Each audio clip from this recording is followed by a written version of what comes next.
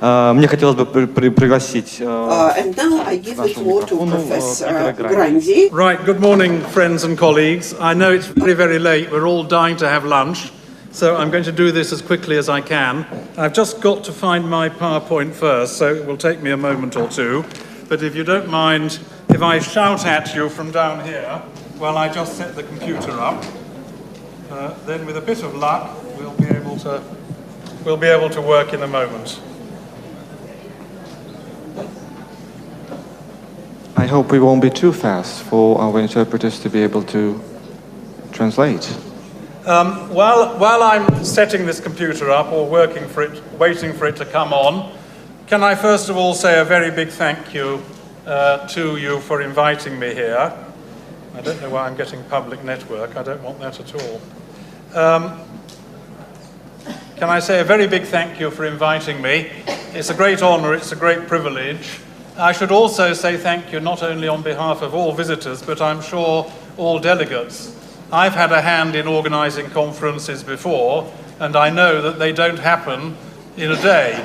They take months and months and months to organize, and I'm really grateful, as I'm sure everybody is, to the committee. It's just wonderful that this has come about. Right, let's see if I can open the right file. Try that one.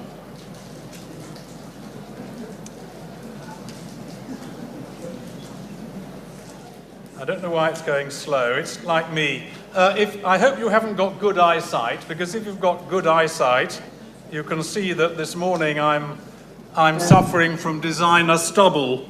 It's because, unfortunately, I didn't wake up in time this morning, and I had to run down without breakfast or anything. You're very anxious to have lunch. I'm even more anxious than you, so I will try and do my talk in the time allowed. I'm going to talk about Neo-Gricean Pragmatics, and the reason I'm going to talk about that is because most of us who are language teachers know quite a lot about Paul Grice, and I guess interpreters and translators do as well, but most language teachers don't know much about what happened since Paul Grice, and Paul Grice is really quite old. I mean, his theory is quite old, and it needs to be kind of updated. So I'm going to talk a little bit about the ways in which it's updated, and I'm going to discuss the issues for second language users of a language like English. It doesn't really matter whether you're a translator, an interpreter, a teacher, or a language learner, you'll have the same sort of problem. I hope that the title of this talk will become clear as I talk, so I won't waste time on it now. In the third edition of my book, Doing Pragmatics, I begin. I should just say that this talk will be up on the website later, so you don't need to write lots of things down. It's quite complicated and I have to do it quickly, but you will be able to access it later. In the third edition of my book, Doing Pragmatics, I begin almost every chapter with this little dialogue between my wife and myself. It's 8 o'clock on a Saturday morning, and I'm going to travel from Newcastle, where I live, to York to take part in a seminar for language teachers. And my wife says to me, "When will you be back?" And I say to her, "I should be back by 8, that's 8 in the evening, but you know what trains are like." And I'm going to just explore how this might work. Let's forget my wife, because she's not here, and let's think about my utterance, "I should be back by 8, but you know what trains are like." And first of all, I want to think about it in relation to Grice's maxim of relation, which you see there. If I had had this conversation with my wife on a Thursday, she would have understood me to mean "I should be back by 8, but you know what trains are like." She would have understood me to mean he wants me to eat rather than wait for him. And the reason for that is the context. That I know that at 9 o'clock on a Friday morning, my wife has to give a lecture 30 kilometres away from where we live, and she doesn't want to wait till after 8 o'clock to start to eat her dinner. So when I say to her, "I should be back by 8, that's what she understands. However, on a Friday, she understands something quite different, because on Friday evening, we go out for a meal somewhere. And the railway station in Newcastle, which I'll be returning to, is close to Chinatown. So if I say "I should be back by 8, but you know what trains are like," she understands me to be suggesting that we should go to a Chinese restaurant for our dinner. And if I say the same thing as I did on a Saturday morning, she understands something rather different. Because in Britain, every teacher on Saturday night is sitting at home at 8 o'clock watching the television, waiting for the national lottery results, hoping that they won't have to go to work on Monday morning. So when I say to my wife, I should be back by 8, but you know what trains are like, I'm suggesting to her that she should buy the lottery ticket. Well, the focus of post-Gricean pragmatics, I'm talking today about Neo-Gricean pragmatics. The focus of post-Gricean pragmatics is on relevance-oriented, context-sensitive pragmatic interpretations like this. But you'll be happy to know that I'm not going to talk about those. I'm going to talk about Neo-Gricean pragmatics, but I'm just trying to distinguish one kind of post-Gricean work from another. So let's turn to Neo-Gricean pragmatics, which are mostly concerned with Grice's maxims of quantity and manner. And this is Grice's first maxim of quantity.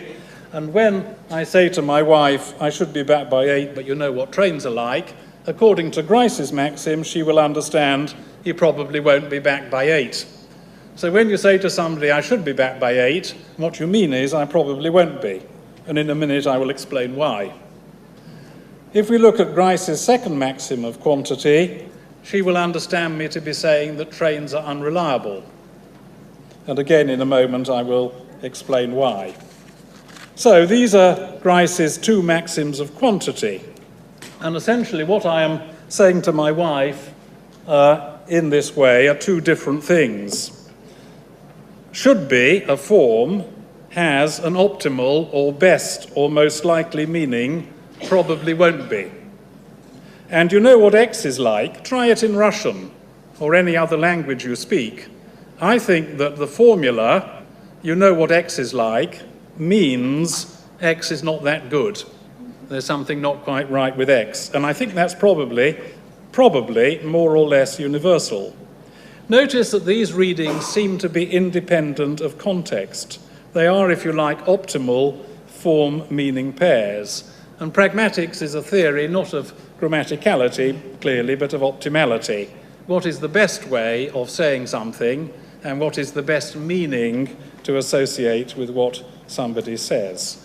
So we have a little definition here. The focus of Neo-Gricean pragmatics, as opposed to post-Gricean pragmatics, is on context-independent, optimality-oriented form-meaning pairings like this.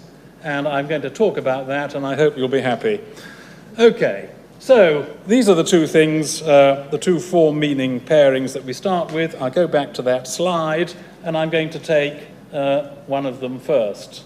And this is what Steve Levinson did. I could take quite a lot of Neo-Gricean literature, but I'm going to take just one work, just to keep it simple, and you'll get the reference at the end. This is what Steve Grice did with formulas like should be back by 8. He said underlying Grice's maxim, I'll put it back again, that's Grice's maxim. Underlying Grice's maxim, there is an insight or a heuristic. And that essentially is, what isn't said isn't. Because I didn't say I'll be back by 8, I said merely I should be back by 8, then I'll be back by 8 isn't, doesn't obtain. That's the theory. So how does it work? He develops this heuristic into, if you like, a principle. A principle is a bit like a maxim, the same kind of thing. And for the speaker, this is the principle. Do not provide a statement that's weaker than your knowledge of the world allows. Specifically, select the informationally strongest paradigmatic alternative consistent with the facts. I should be back by 8. And for the hearer, take it that the speaker made the strongest statement consistent with what he knows, so my wife thinks to herself, he probably won't be back by 8. And I can do the same thing with you know what X is like, the form, and the meaning X is bad in some way. Starting with Grice's do not make your contribution more informative than is required, this is the insight or the heuristic that Steve Levinson sees underneath it. What is expressed simply, you know what X is like, is stereotypically exemplified. That's to say, there'll be an understanding of it like X is bad, or in this case, X is unreliable.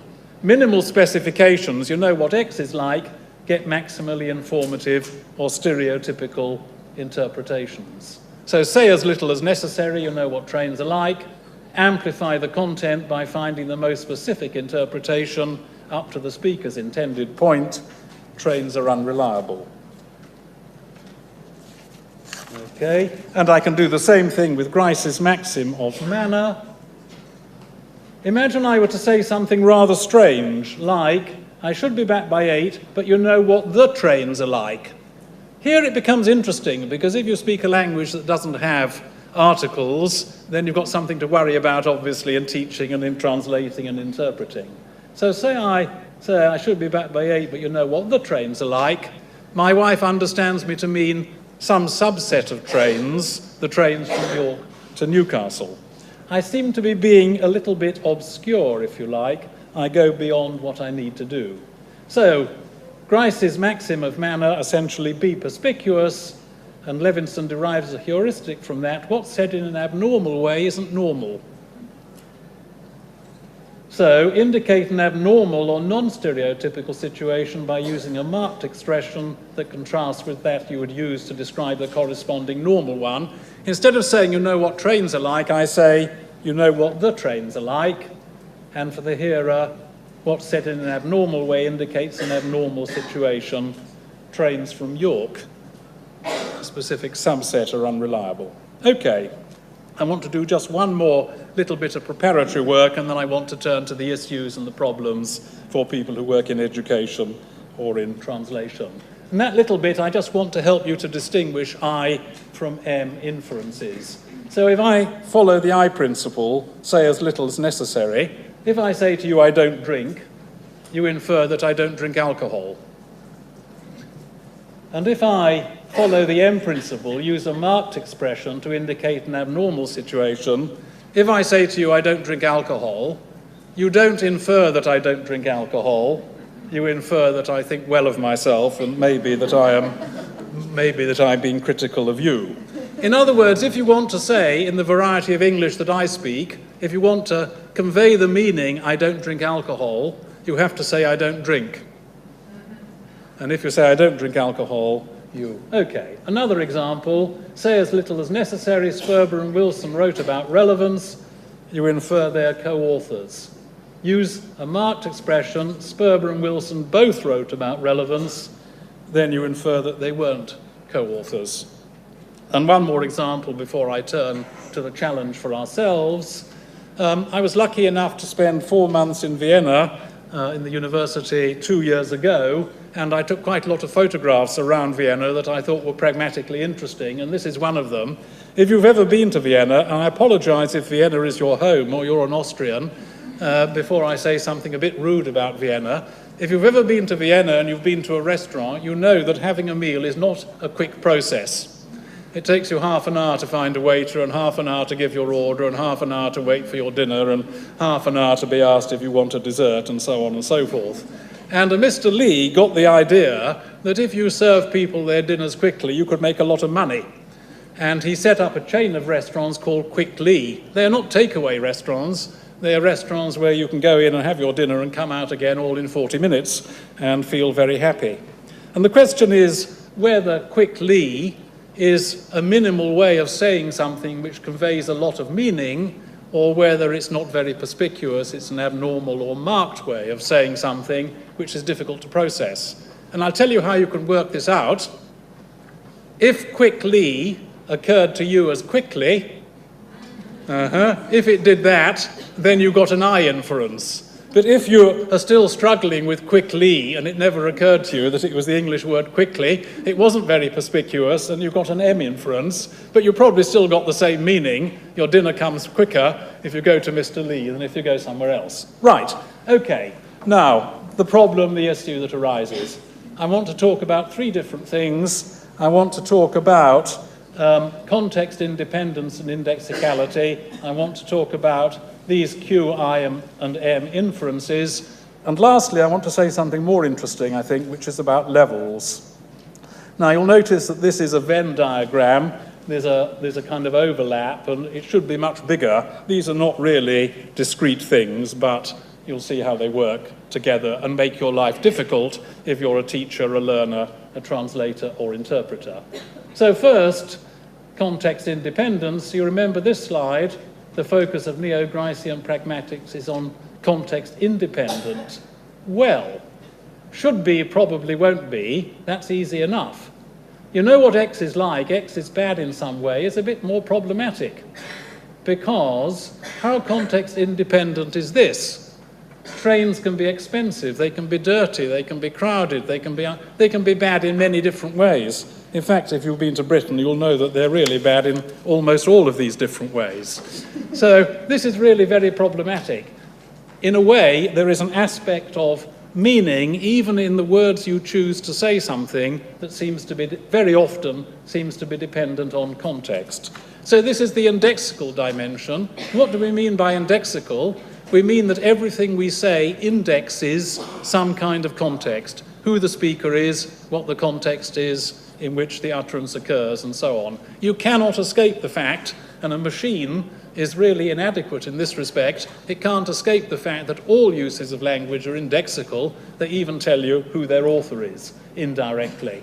I have a nice example from my pragmatics book. In the first edition, I had this little exchange between Phyllis, the tea lady, and myself. I go down to collect my cup of coffee in the morning from the kitchen, and Phyllis says, "Wasn't the wind dreadful in the night?"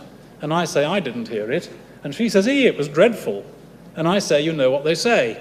By the way, you notice that again we have a "you know" here, and "you know" is often used to indicate there's some shared context between speaker and hearer.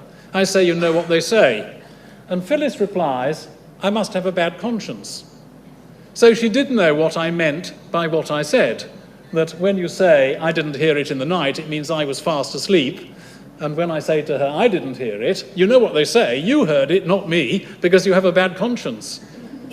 Well, I got letter after letter from people, email after email. I even got a telephone call from somebody in Britain saying, "I'm doing a tutorial with my students and we can't understand this example." And here I used a piece of perfectly clear formulaic language which the person I was speaking to understood, and I even produced the whole thing like this in the book, but still, people couldn't get it. So here's an interesting aspect, even the language you choose. Okay, let's go on. Let's look at these three kinds of inference. I'm about to get a sign saying you've got 5 minutes. This is why I'm going quick. Sorry, interpreters. There are only 6 people with headphones on, though, so don't worry too much about that. Okay, so remember these examples. I should be back by 8 is Q, I don't drink is I, and I don't drink alcohol is M. Sperber and Wilson wrote about relevance is I. They both wrote about relevance is M, meaning not together. Okay, you're too academic. You won't know who Posh and Becks are, but Becks is short for Beckham, who is a football player, and his wife is called Posh because she was in a pop group and called the Spice Girls, and she was the posh one, supposedly. Together is interesting as well, isn't it? Because if I say Posh and Becks went to the party, you take it they went together.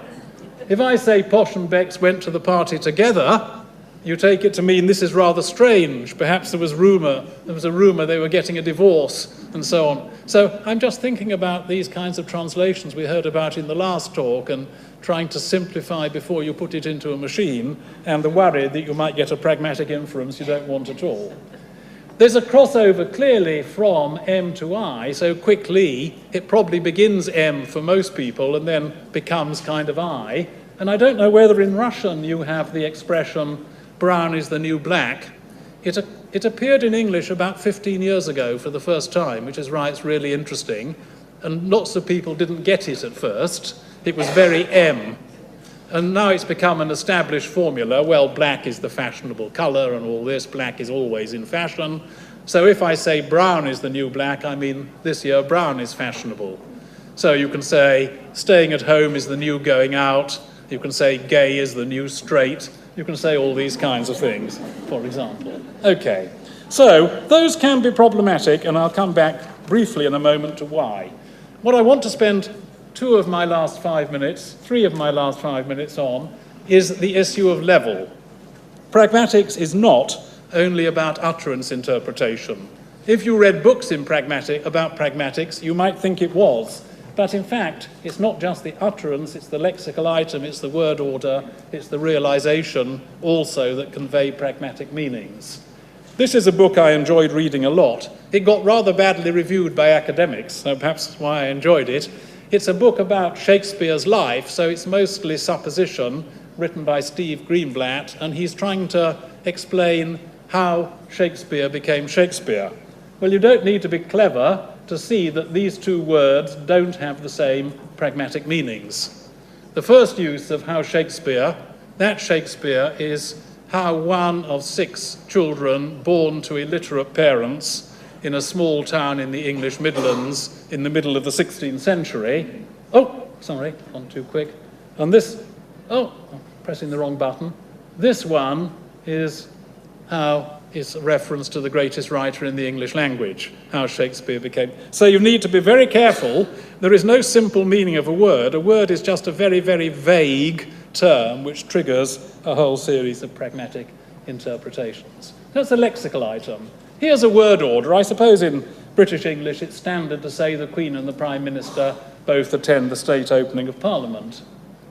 In 1977, when the Queen had been on the throne for 25 years, she did a tour of Britain.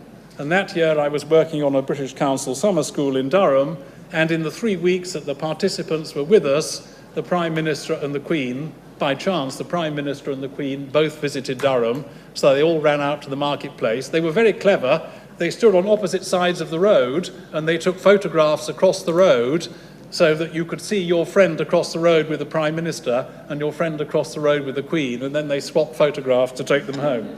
Anyway, when I describe this to myself, I say the course participants saw the Prime Minister and the Queen. And the Queen. Now, that's rather exceptional. So this time it's not the Queen and the Prime Minister, it's the Prime Minister and the Queen. And you can see there's a realization issue here because I give a very abnormal pitch prominence to the word and. Let me give you another example, if I may, in my short time. He's looking at his mobile phone. He must be getting a message from the interpreter saying, slow down. Okay, round the corner from where I live, there is a shop that sells, well, junk, really. Vintage things from the 1930s and the 1950s that sensible people don't want. And the owner calls it Lovely and British. And this is her business card, Lovely and British. And I guess you will agree with me that this means lovely because British. It's like saying nice and warm, lovely and British.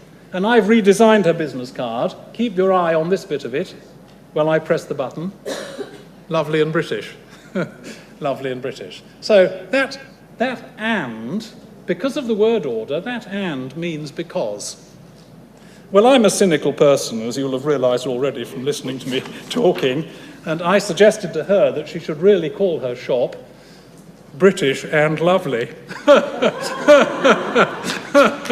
And I think you'll agree with me that this means lovely despite being British. And if you look carefully, you can see I've redesigned her business card again for her.